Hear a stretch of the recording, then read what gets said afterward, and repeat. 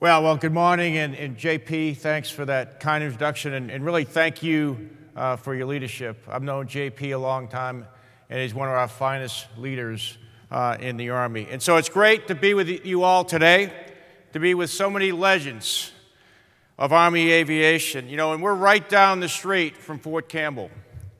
And as you all know, that's a great community around Fort Campbell, but it also has some great units. Home of the 101st Airborne Division, the gold standard for air assault operations, and home of the 160th, the gold standard for special operations aviation. And you know, the 101st has just returned from Romania and Eastern Europe under the command of J.P. McGee, and just completed a 9-month tour of reassuring our allies and partners in deterring further Russian aggression. And I had an opportunity to go over and see my good friend, General J.J. Berdia, who's the Chief of Staff of the Romanian Army. And I had to remind him that the 101st was a rotational force, and they were not staying forever. And, but just shows you what it's all about with our soldiers when they go forward. You know, in the history, people often talk about the American soldier. Where the American soldier goes, freedom follows. But what I can tell you, having visited Eastern Europe, where the American soldier goes, freedom stays. And that's why what you all do is so important. And I'm not going to go into too much detail on the 160th, but we are blessed to have such an incredible unit. Most of the things they do go unspoken, untold. But there is no aviation force in the world that can do what they do. Most of the important missions that this nation has conducted have been conducted by the 160th. And today, there's American citizens that are safe because of their heroic and incredible actions on coming after an extraordinary feats of aviation excellence and courage.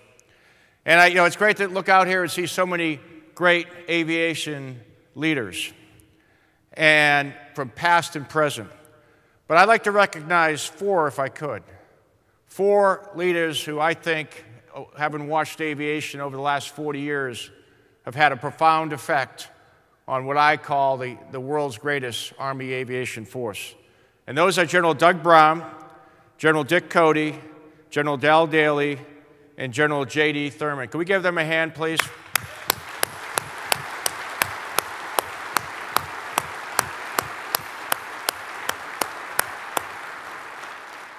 And I've had a chance to work around these gentlemen, and you know, again, the reason that we have the force we have is because of their efforts.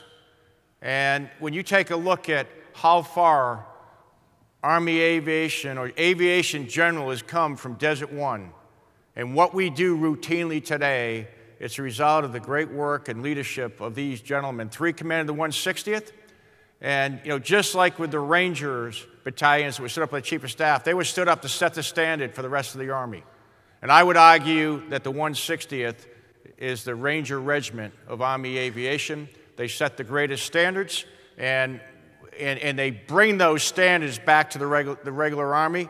And because of that, we do things in the conventional Army that, quite frankly, very few forces could ever do. Flying at night, over water, shooting in close proximity to soldiers on the ground.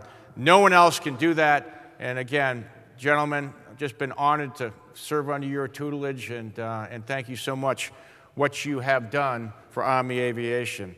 And, you know, we have the world's greatest Army aviation force because the unmatched talent and proficiency of our soldiers, non-commissioned officers, warrant officers, officers, and civilians. That unmatched capability resides in our regular Army, our National Guard, and our Reserve, and Dan Hokanson sitting up front. But what our Guard and Reserve do every single day is incredible. This is not your grandfather's Army National Guard or Reserve. They are the utmost professionals. They do incredible things here in the United States, and they do incredible things around the world. And we are very blessed to have them, and we couldn't do anything we do without them. But our aviators are masters of their craft. You know, they're capable of flying and fighting on the darkest of nights and in the most unfamiliar and contested terrain, and they do it every single day. But I don't want to forget our sustainers, our crew chiefs, our mechanics, those who do the hard work in our forward armored refueling points, because they make sure that our aircraft are mission ready, they're maintained, they're fueled, they're rearmed, because quite frankly, those aircraft become multi-million-dollar paperweights without their great support. You know, our whole entire aviation enterprise is pushing the limits of innovation at the speed of relevance to ensure Army aviation is ready now and transforming for the future. And I will tell you that our Army is in high demand all over the world, and we don't go anywhere, and we will not go anywhere without Army aviation. And everyone in Army aviation knows that we exist for one purpose: to support the troops on the ground. And you all do that extremely well, and quite frankly, better than anyone else I've ever seen. You know, you only have to turn on the news to know that we are living in dangerous times. Our Army faces a challenging strategic environment after COVID, and as I said to Tim, I'm so glad to see so many people back together and through, you know, this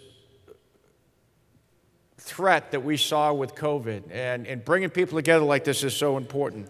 But we are at an inflection point after decades of operations in Iraq and Afghanistan. Russia and Ukraine remain a very intense war, the largest Europe has seen since World War II, and what some people thought was unimaginable. China is our pacing challenge and is building a world-class military to challenge America and the world order. North Korea, Iran, and violent extremists remain persistent threats. And the Middle East is still a very, very dangerous place. So we must ensure that our Army is ready today and ready for the future. And we must ensure that we are postured around the world to reassure our allies and partners and deter would-be adversaries. You know, the way to win without fighting is demonstrate that you can win by fighting. You know, this past December, the Sergeant Major of the Army, Tony Grinston, and I can tell you, we have been blessed with his leadership. I have never seen a finer Sergeant Major of the Army than Tony Grinston, and he will retire with me during the first week of August. So how about a hand for our Sergeant Major of the Army, Tony Grinston?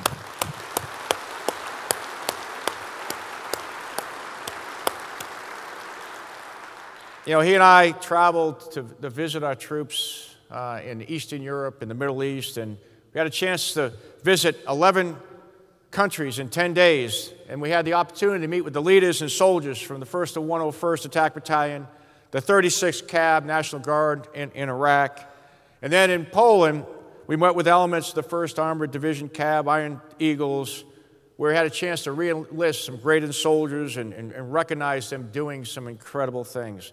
And I can tell you, I just could not be prouder of our soldiers. They are providing tremendous support.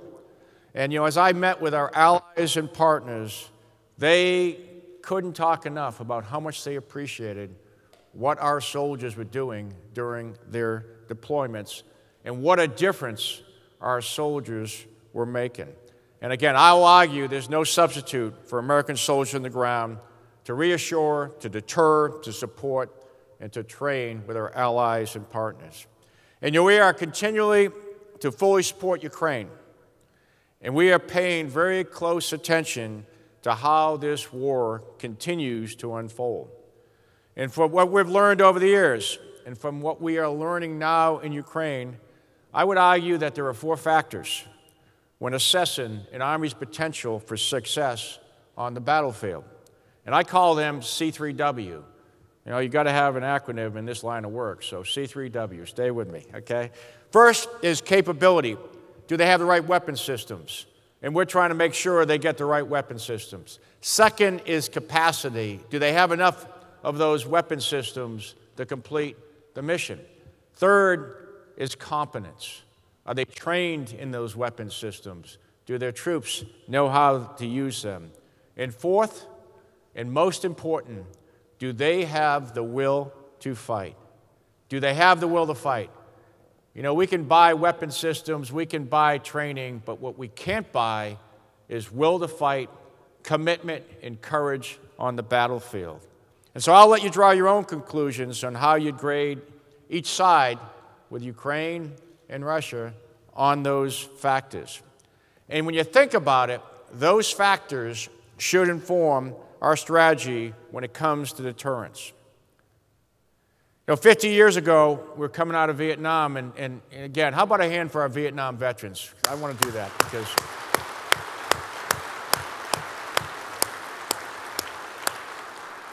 now I was coming of age in my teens as Vietnam was finishing up, and our Vietnam heroes never got the thanks that they deserved because they were lethal on the battlefield, and we can never let that happen again. You know, at times things can be very divisive in this nation, but they should never be divisive over those who serve and those who have raised their right hand to serve our country. So 50 years ago, as we were coming out of Vietnam and years of counterinsurgency operations, the Army senior leaders watched a new modern battlefield during the 1973 Arab-Israeli War. You know, history doesn't necessarily repeat itself, but sometimes it does rhyme. And just as our Army learned from the Arab-Israeli War, we are learning a tremendous amount from the conflict in Ukraine. Because throughout the 1980s, late 70s, early 80s, the Army leaders took those lessons from 1973 war, and they built this great Army that we've fought with over the last 40 years. Air-land battle was implemented. New organizations were established. And the big five weapon systems, the Abrams tank, the Bradley, the Apache, and Black Hawk and Patriot were delivered that led to one of the most decisive victories ever during Desert Storm. Two of those big five, as I said, were Army aircraft, the Apache and the Black Hawk. And they'll be around for a while, but with future vertical lift, it does rhyme. We have two new aircraft coming in, so we'll see how that works out. You know, the lessons we're learning from Ukraine are informing our modernization strategy and informing our transformation and preparing for future conflict. We must anticipate being contested in every domain, and we must be able to fight in multiple domains simultaneously to get from fort to foxhole. We must have the dispersed command posts. Gone are the days of the stadium seats with the big tent command and control points. They will not survive on the modern battlefield. We have to be able to move quickly. The war in Ukraine has also highlighted the importance of precision fires, more importantly, long-range precision fires, and well-coordinated combined arms. We know that no one system wins a war, not just tanks, not artillery, not attack aviation, but wins is those systems working together. And what we are seeing today is the value of providing multiple options to combatant commanders and presenting multiple dilemmas to our adversaries. The U.S. Army priorities remain people first, readiness, and modernization. And modernization is really future readiness. And we have pursued those priorities with consistency and persistence over the last several years. And I would suggest to those that are coming up that if you want to get something done, you have to stay consistent and you have to stay persistent, move forward. And that's how we've been able to continue the greatest transformation of our Army in over 40 years as we implement new doctrine, new organizations, new training, new weapon systems, and how we manage the talent of the force.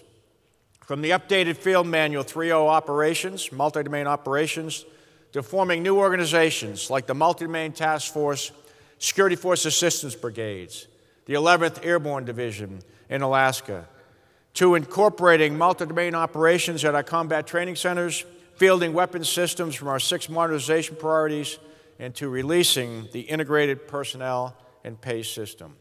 The Army is delivering on our modernization efforts, and we are moving at the speed of relevance to harness these new technologies with industry's assistance.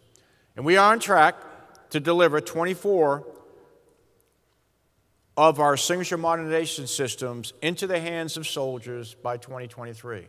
Now, not all the systems will be fully developed or fully fielded, but they'll be in the hands of soldiers, and that's a tribute to the teamwork that we have going on with our acquisition executives, Army Futures Command, and all our industry partners. We're getting things done. We're getting them into the hands of soldiers at the speed of relevance.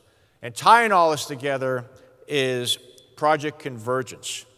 It continues to expand. Those who have been following Convergence, you know that's the secret sauce.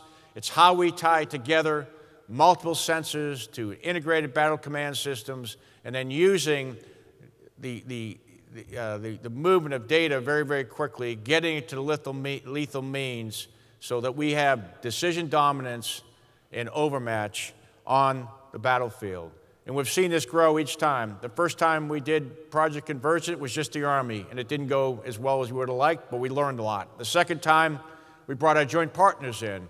And again, we learned a lot and got much better. And this last time we did it, we brought some of our allies and partners in, and each time we get better, and each time we become more lethal. And to me, convergence is one of the most important things that we are doing as we move to combined joint all-domain command and control. And we're getting results from putting our modernization systems into the hands of soldiers as soon as possible. And we appreciate our industry partners working with us to do that, because there's no better way to get a weapons systems right than to give it to soldiers, let them get out in the dirt with it, and see how it works. It's amazing how well some things work on PowerPoint. And, you know, we're getting after the speed, we're getting after the range, and the convergence that we need for overmatch. Because in the future, our Army, our military, is not going to be outgunned, it's not going to be outranged, or it's not going to be overmatched as a fighting force. And that is why what we're doing is so important. And many of you sitting here in this audience are going to be part of that transformation of the Army of 2030 and the Army of 2040, which will be the most lethal Army in the world. And in Army Aviation, we're going to continue to improve our enduring fleet, our Apaches, our Blackhawks, and our Chinooks. But we're also aggressively going after future vertical lift. We've done the decision on the future long-range assault aircraft, and we're going to move ahead of that. And we hope shortly to be making to see the future attack reconnaissance aircraft fly and get into the competition, so we can get that on the path to fielding for our soldiers. And we're also working air-launched effects, and we're also working future tactical unmanned aircraft systems. You know, we are taking advantage of the technology we have and tailoring our capabilities to enable manned, unmanned, and optionally manned opportunities for our aircraft, depending on the mission. And none of these efforts will be enough. We can all have all the great technology that we can get, but it won't be enough if we don't get the right people in the right jobs at the right time. And that is why people remain the Army's #1 priority. You know, we have extraordinary soldiers serving today. Our professional NCO Corps is the envy of the armies around the world. And just take a look at Russia, what happens when you try to execute a complex plan without a seasoned professional NCO Corps. And our warrant officers, they got a special place in my heart for our warrant officers, because behind every successful commander is a great warrant officer. And if you look at this chart, it starts right in the middle. That's actually my head in the cockpit of an Apache helicopter. And Steve Kilgore was the pilot in command. And again, I've been blessed, and these are some of my hero warrant officers that I've had the chance to serve. Many are in this aviation's Hall of Fame. Many are absolute heroes, and I'm very pleased to see that CW5, Tom Janis, is going to be recognized in the Hall of Fame, because many of these great warrant officers' contributions were just not told. And it's good, the fact that we're getting a chance to recognize them, and we're going to recognize CW5 Paul Price a little later with the Army Association's gold medal for St. Michael's. So we're excited about that. But, I have my chief. Even the Chief of Staff of the Army has the Chief's Chief, and that's CW5 on the right, Dixon Carter, and she helps keep me straight. And as I go out and talk to my infantry and armor and other branches, senior leaders, I said, make sure you take advantage of the expertise that our great warrant officers offer. We in aviation are blessed. We have very large amounts. They do most of the fighting for us. They do most of the maintenance, and what they do makes a big deal. So how about joining me in giving a hand for our great warrant officers?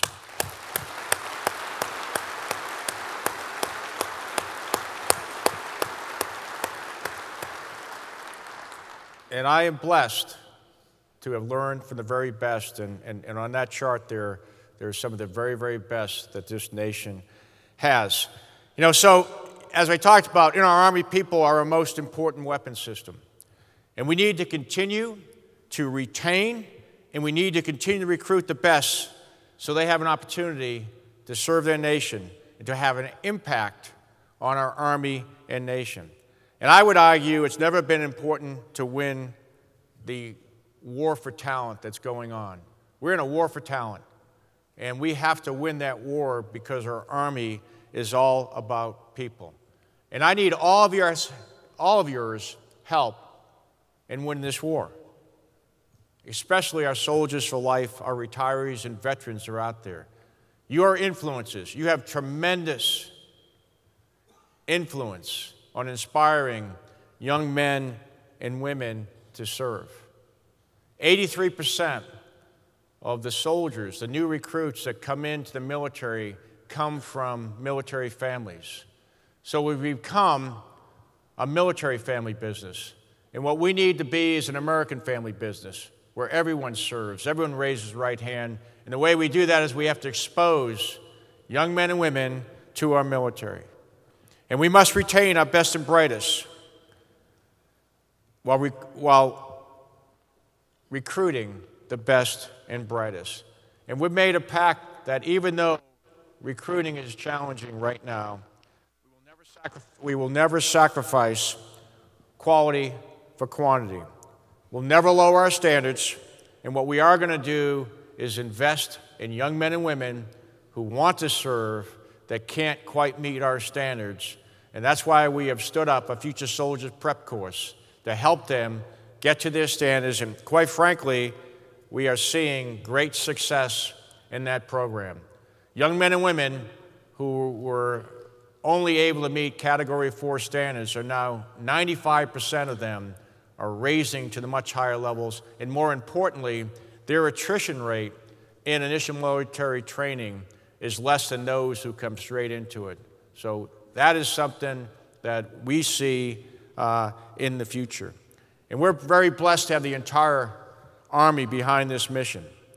And we are doing a lot to ensure that everyone who wants to serve can serve. And no organization, and all you have your stories, can unlock a person's full potential like the United States Army. You know, you can be anything you want to be as a soldier in the United States Army. In fact, you can be all you can be. And you all are examples of that endless opportunities we have in our Army.